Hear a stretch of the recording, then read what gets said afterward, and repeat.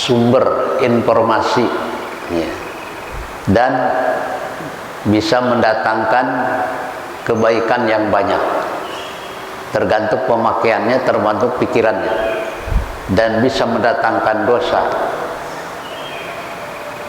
Bisa di sini orang punya amal terus menerus walaupun dia sudah meninggal dunia, kebaikannya bisa terus menerus karena dia begitu dia menulis kebaikan dan dibaca oleh orang, kemudian orang paham dan mengamalkannya, itu amal bagi dia itu.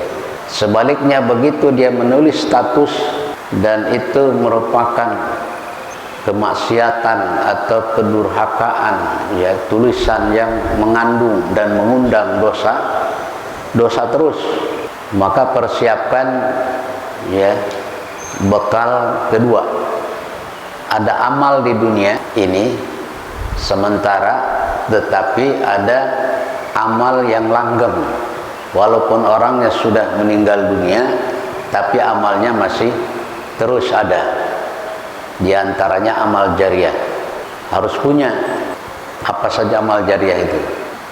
Sedekah itu bisa ilmu, bisa juga berupa benda, ya, bisa juga berupa kitab suci Al-Quran apabila kita mewakafkan, ya, sebagian harta kita, ya, untuk penghafal Al-Quran misalnya, atau wakaf untuk kemaslahatan umat, apa saja sarana prasarana, itu bisa menjadi amal kedua.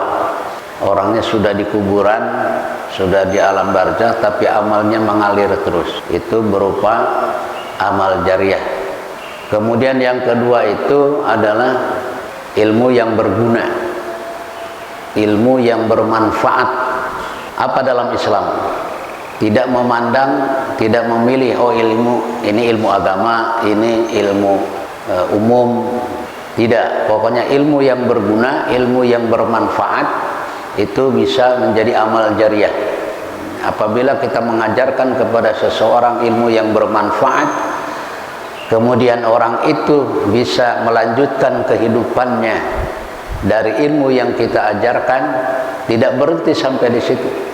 Dia akan mengajarkan lagi kepada orang lain atau kepada saudaranya dan seterusnya, maka terus hidup ilmu itu, kita akan mendapatkan royalti pahala yang juga terus menerus dalam bentuk apapun.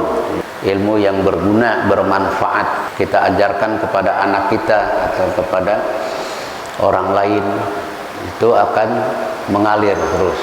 Anak soleh cirinya adalah senantiasa mendoakan kepada kedua orang tuanya.